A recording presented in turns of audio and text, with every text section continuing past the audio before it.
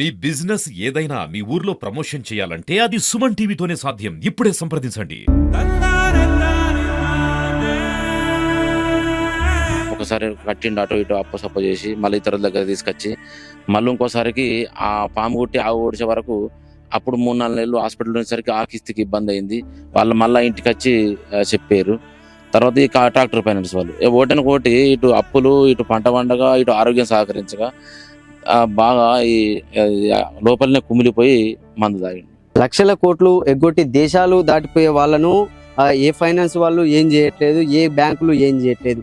కానీ ఒక రైతు, పంట పండించుకునే రైతు, 10 మందికి అన్నం పెట్టే రైతు ట్రాక్టర్ తీసుకుపోతాము, ఇల్లుకు తాళం ఎత్తామని ఇల్లులోని వచ్చుడు, ఇల్లుకు తాళం పెట్టినాక మీరు మాకే ఇల్లు అవుతుంది అని వాళ్ళు అన్నుడు, వెళ్ళి పెట్టుడు చేసుడు, అప్పుల బాధ బాగా అయింది సార్. ఇక ఆ బాధ భరించలేకనే ఇట్లా చేసుకున్నాడు, మందులు తాగుడు.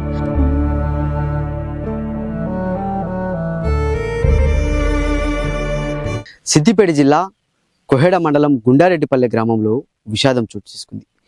ఓ రైతు ఫైనాన్స్ కట్టట్లేదంటూ ఫైనాన్సర్ల వేధింపులు తాళలేక విషం తాగి ఆత్మహత్యనైతే చేసుకోవడం జరిగింది. ప్రస్తుతం అయితే మనం ఈ గుండారెడ్డిపల్లె గ్రామంలో అసలు ఎంత అప్పు ఆ రైతు చేయడం జరిగింది, అసలు ఏం జరిగింది అనేది కూడా మనం తెలుసుకునే ప్రయత్నం చేద్దాం. ఆత్మహత్య చేసుకున్నటువంటి నాగమ్మల వల్ల ఇంటికైతే రావడం జరిగింది. ఎంత దయనీయమైన పరిస్థితి అంటే, వ్యవసాయం కోసం దాదాపుగా ఆయనకున్నటువంటి ఎకరం పొలంలో 4 బోర్లను వేసినా కూడా 4 బోర్లు పడలేదు. కౌలు చేసుకున్న దగ్గర కూడా అనుకున్నంత పంట రాకపోవడం, ఆదాయం లేకపోవడంతో కూడా అనారోగ్యంపై కూడా అంటే ఒక పాము కాటు వేయడం, ఎద్దు పొడవడం అన్ని కూడా ఒకేసారి రావడం, అటు ఫైనాన్స్ ఇచ్చినటువంటి ఇల్లు ఫైనాన్స్ కావచ్చు, అటు ట్రాక్టర్ ఫైనాన్స్ ఇచ్చిన వాళ్ళు వేధింపులను తాళలేక మాత్రం రైతు అయితే ఆత్మహత్య చేసుకోవడం చాలా దారుణం అని చెప్పుకోవచ్చు. అంటే ఇప్పుడున్న సమయంలో ఫైనాన్స్ల వేధింపులు తాళలేక చాలా మంది అన్నం పెట్టే అన్నదాతలు ఆత్మహత్యలు చేసుకుంటూ కూడా వాళ్ళ యొక్క కుటుంబాలను ఆగం చేస్తున్నారు. ప్రస్తుతం అయితే వాళ్ళ ఇంటి వద్దకు మనం చేరుకోవడం అయితే జరిగింది. ఇక్కడ చూడవచ్చు, అంటే చాలా ఒక దయనీయమైనటువంటి పరిస్థితుల్లో వీళ్ళ కుటుంబ సభ్యులు ఉన్నారు. ఇద్దరు వాళ్ళకు చిన్న పిల్లలు ఉన్నారు. ఉన్నటువంటి ఎకరం పొలం అమ్మి అయినా కట్టుదామనే సమయంలోనే ఆయన ఆత్మహత్య చేసుకోవడం అనేది కూడా చాలా దారుణం. వాళ్ళ తమ్ముడైతే మనతో ఉన్నాడు. అసలు ఏం జరిగింది ఆ రోజు అనేది కూడా మనం తెలుసుకునే ప్రయత్నం చేద్దాం. అన్న చెప్పండి, ఏం జరిగింది మీ అన్నకు? అసలు ఎవరెవరు వేధించారు? అసలు మా అన్న పేరు పిల్లి నాగమల్లు, నా పేరు బాబు. మా అన్నయ్య అంటే వ్యవసాయం చేసుకుంటూ జీవనోపాధి అది అంటే వాళ్ళ కుటుంబాన్ని పోషించుకుంటా ఉన్నాడు. అయితే మా నీళ్లు లేక బోర్ వేద్దామని ఒక బోర్ వేసిండు, అది ఫెయిల్ అయింది. తర్వాత ఇంకొక బోర్ వేసిండు, ఇట్లా ఒకటిని కోటి 4 వేసిండు. వేసిన తర్వాత కొంచెం చదును చేసిన తర్వాత పంట రాలేదు. ప్లస్ ఇక్కడ ఇది బోర్ వేసిన ఫలితం లేదు. తర్వాత వేరే దగ్గర కవులు పట్టుకొని 7 ఎకరాలు పట్టుకుంటే అక్కడ కూడా ఆశించినంత పంట రాలేదు. తర్వాత పాము కాటు వేసింది. తర్వాత ఎంబడే ఆవును కట్టేయకపోతే ఆవు ఓడిచింది. ఇవన్నీ కూడా ఒకటేమైంది. ఇవన్నీ ఎట్లా ఈ చదువు చేసిన పైసలు, బోర్ల పైసలు అవి ఎట్లా కట్టాలనే ఉద్దేశం కొద్దీ ఇది ఇల్లు ఫైనాన్స్ తీసుకోవడం జరిగింది.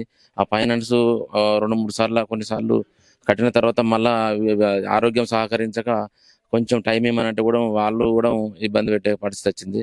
తర్వాత ఒకటి ట్రాక్టరు ఫైనాన్స్ తీసుకున్నాడు. ఆ ట్రాక్టర్ ఫైనాన్స్ కూడా వాళ్ళు కూడా ఆగలేదు, ఇబ్బంది పెట్టిర్రు. తర్వాత ఇతర కడుపు నొప్పి లేచింది, అందరినీ అపెండిక్స్ వచ్చింది, ఇక్కడ కుట్లేసి రాపేసింది. అయినా సరే బిక్కుమంటూ చేతనంత పని చేసుకుంటూ వచ్చిండు. కొంచెం టైం ఆగురి మేము కడతామని అన్నారు. ఇతరుల దగ్గర కూడా కొన్ని అప్పులు ఉన్నాయి. ఇవన్నీ తాళలేక బాగా తీవ్ర మనస్తాపానికి గురై ఆరోగ్యం సహకరించక, ఇటు పంట రాక, ఇటు బోర్లు వేస్తే నీళ్లు పడక, ఇవన్నీ కూడా అతనికి మనసు లోపల ఎప్పుడు కుమిలిపోయి ఇంట్లో భార్య పిల్లలతో ఎట్లా కడదాం, ఏం కథ, ఎట్లా మనం బతుకుడనే బాగా ఆలోచనకు తీవ్ర మనవేదనకు గురై మొన్న 2 తారీఖు నాడు నైటు 9:30 ప్రాంతంలో పురుళ్ళ మందు దాగి తాగినా అని మాకు ఇన్ఫర్మేషన్ ఇవ్వడం జరిగింది. పొలం దగ్గర, మా వ్యవసాయ బావి దగ్గర ఇన్ఫర్మేషన్ ఇచ్చినప్పుడు తొందరనే మేము అందరం వెళ్ళి చూసేసరికి ఆల్రెడీ గడ్డి మందు తాగి ఉన్నాడు. వెంటనే మేము మా బైక్ పైన తీసుకొచ్చి అందుబాటులో ఉన్న కారు ఎక్కించుకొని మేము గవర్నమెంట్ హాస్పిటల్ తీసుకెళ్ళడం జరిగింది. అక్కడ వాళ్ళు పైపు ద్వారా కొంచెం క్లీన్ చేసినప్పటికీ ఇది గడ్డి మందు కాబట్టి పాయిజన్ ఎక్కువైంది, దీనికి ట్రీట్మెంట్ లేదు, పారాక్వాట్ డైక్లోరైడ్ అని చెప్పి వాళ్ళు ఇది డేంజర్ అని చెప్పడం జరిగింది. అక్కడి నుంచి వెళ్ళి ప్రైవేట్ హాస్పిటల్ తీసుకుపోయి డయాలసిస్ కూడా చేయించినాం. ఆ ఉన్న భూమి అమ్మి, ఆ ఎకరం అమ్మైనా మంచిదే మా అన్నను కాపాడుకుందామని అక్కడ ప్రైవేట్లో ఆడ కూడా 2 లక్షల దాకా పెట్టినాం, డయాలిసిస్ చేయించినాం. తర్వాత వాళ్ళు కూడా గ్యారంటీ ఇవ్వలేదు, ఇది బతకడంటే గాంధీ హాస్పిటల్ రాశారు. గాంధీ హాస్పిటల్ పోయి ఒకరోజు మేము చాలా అన్నను బతికించుకోవడానికి మస్తు ప్రయత్నం చేసినాం. అయినా సరే ఇవన్నీ కూడా సిస్టమ్స్ దెబ్బతిని లాస్ట్కు 3 తారీఖు నాడు నైట్ 10 గంటల 6 నిమిషాలకు చనిపోవడం జరిగింది. ఒక భార్య మరియు 2 పిల్లలు. బుజ్జి పేరు మేఘన, కొడుకు పేరు Balaji. Balaji first year government కోయడ కాలేజీలో చదువుతా ఉన్నాడు. బిడ్డ ఇది 6వ తరగతి చదువుతా ఉన్నది గుండారెడ్డిపల్లిలో హై స్కూల్లో. వాళ్ళకు బాగా ఇప్పుడు పేదరికంలో ఉన్నారు. దయచేసి స్పందించి వీళ్ళ పరిస్థితిని చూసి మీరు ఆదుకుంటారని పేరున మీకు అందరికి ధన్యవాదాలు తెలియజేసుకుంటున్నాను. ఇంతవరకు ఇంత అప్పు ఉన్నది, నాకు ఇంత ఉంది అంటే వాళ్ళు ట్రాక్టర్ వాళ్ళు కానీ, అటు ట్రాక్టర్ ఫైనాన్స్ వాళ్ళు కానీ, ఇటు హోమ్ ఫైనాన్స్ వాళ్ళు కానీ వేధిస్తున్నారు అంటే ఎప్పుడన్నా మీకు చెప్పుకున్నాడు మీ అన్న ఏమన్నా? మొన్న అందరు వచ్చేసరికి కొంచెం ఇట్లా అంటున్నారు, భూమి కూడా ఆయనతో అంటున్నారు అని అంటే భూమి కూడా అమ్మి కడదాము, టైం ఇస్తలేరు, ఎవరైనా తెలిసిన వాళ్ళను, రియల్ ఎస్టేట్ వాళ్ళను, ఎవరినో కొనే వాళ్ళను చూడు తమ్మి అని నాకు కూడా చెప్పడం జరిగింది. అన్న తప్పకుండా చూద్దాం, వాళ్ళకి కడదాం, వచ్చిన రోజుల్లో కూడా నేను కూడా చెప్తా, ఒక నెల రోజులు ఆగమని వాళ్ళు టైం పెడదాం, నువ్వేం బాధపడకన్నా. ఎందుకంటే ఇప్పుడు రియల్ ఎస్టేట్ కూడా ఇక్కడ జరుగుతలేదు కాబట్టి ఆల్రెడీ కొంతమంది చెప్పినా వాళ్ళు రాలేదు. దాని గురించి టైం అడగడం జరిగింది. కొందరు ఇంటికి వచ్చిన వాళ్ళకు కూడా, ఫైనాన్స్ వాళ్ళకు కూడా చెప్పినాం, అన్న నువ్వేం బాధపడకు, అమ్మి ఇద్దాం భూమి, మేము ఉన్నంత అని ధైర్యం చెప్పినాం. అయినా సరే తీవ్ర మనస్తాపానికి గురై ఇంటికి వచ్చి ఆ ఫైనాన్స్ ట్రాక్టర్ సంబంధించింది బాగా ఇబ్బంది పెట్టేసరికి అదే రోజు ఈ ఆలోచన తీసుకోవడం జరిగింది. అంటే ఫైనాన్స్ వాళ్ళు వచ్చినప్పుడు ఎప్పుడైనా అంటే మీరు ఉన్నారా ఇక్కడ, మీరు చూసిరా వాళ్ళు వచ్చినప్పుడు ఏమైనా మాట్లాడే ప్రయత్నం చేసిరా వాళ్ళతో?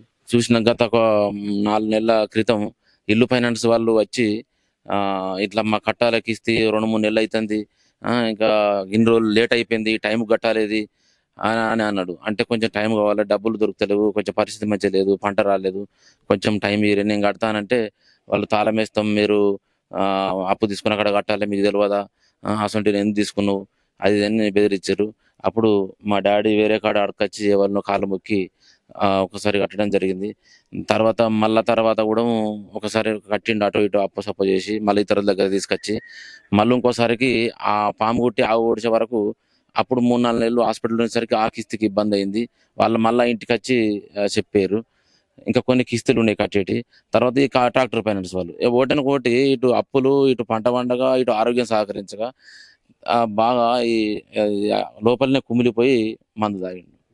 అంటే చెప్పండి అన్న, మీతో ఏం చెప్పిండు ఆఖరిగా మీ అన్న? ఫోన్ చేసి ఏం చెప్పిండు? మంద అయిన తర్వాత బాయ్ దగ్గర పోయిన తర్వాత ఏం చెప్పిండు మీకు ఫోన్ చేసి? అయితే శుక్రవారం నాడు నేను బాయ్ దగ్గరనే ఉన్నా, అడిగి మా ఫ్రెండ్ని ఇద్దరం పోయినాం. పోతే ఫైనాన్స్ వాళ్ళు ఆ పొలం మొత్తం తిరుగుతారు, ఒక 3 ఉన్నారు. అప్పటికే బ్యాగ్ వేసుకున్నారు, బండి నుంచి దిగి పొలం అంతా తిరిగారు. ఆ ట్రాక్టర్ ఉంటే ట్రాక్టర్ దగ్గరికి రావడం జరిగింది. మేము చూసినాం, మా ఫ్రెండ్ని ఇద్దరం కలిసి పోయి మా అన్నకు ఇట్లా అయింది, పరిస్థితి మంచిగా లేదు, ఆపరేషన్లు అయినాయి, కట్టలేని పరిస్థితి ఉన్నాడు, కొద్దిగా ఆగండి అని సార్లు కూడా చెప్పినాం. చెప్తే వాళ్ళు మా ఫోన్ చేస్తే లావడతలేడు అది అంటే, ఆయన ఇప్పుడు పరిస్థితి మంచిగా లేదు అని చెప్పినాము. రప్పించినాం.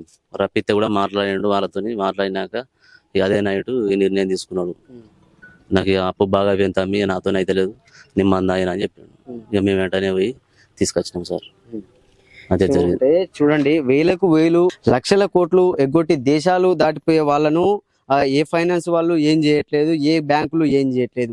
కానీ ఒక రైతు, పంట పండించుకునే రైతు, 10 మందికి అన్నం పెట్టే రైతు, బోరు పడక అటు భూమి పంట సరిగా చేతికి అందక కూడా మేము తర్వాత కడతామన్నా కూడా ఫైనాన్స్ వేధింపులు ఎంత దారుణం అంటే, ఈ వేధింపుల వల్ల ఎంతో మంది అయితే అమాయకులు బలైపోతున్నారు, ఎంతో మంది మంచి రైతులు, పంట పండించే వాళ్ళు కూడా బలైపోతున్నారు. ఇంకా వాళ్ళ భార్యతోనైతే మనం మాట్లాడించే ప్రయత్నం చేద్దాం ఏం జరిగింది అనేది కూడా.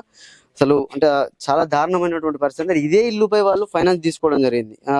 ఇల్లుపై ప్లస్ అటు ట్రాక్టర్ పై కూడా ఫైనాన్స్ తీసుకొని ఉన్న అప్పులు అటో ఇటో సదిరి కడదామనే ప్రయత్నంలో కూడా అటు పంట అప్పుడు సమయానికి వర్షాలు పడగా, తర్వాత అటు ముంతా తుఫాన్లో కూడా చాలా వరకు పంట నష్టం కూడా జరిగింది. అంటే చేతికొచ్చే పంట అటు 8 ఎకరాలు, ఇటు 9 ఎకరాల్లో కూడా ఎంతో కొంత మాకు పంట వస్తే కూడా మేము అజ్జేద్దాం అనుకున్న తరుణంలోనే ఇంత ఘాతుకం అయితే జరిగిపోయింది. అసలు ఏం జరిగింది? అసలు ఫైనాన్స్ వాళ్ళు వచ్చి ఏమన్నారు అసలు మీ ఇంటికి?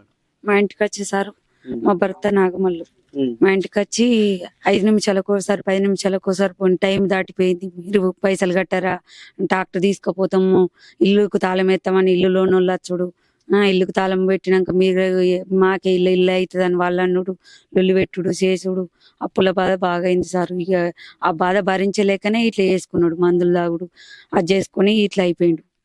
అట్లా అంటే ఏమనేది అంటే ఫైనాన్స్ వాళ్ళు వచ్చి ఇంటికి వచ్చి ఏమనేది ఇచ్చేదా లేకుంటే ఏమనేది వాళ్ళు అసలు?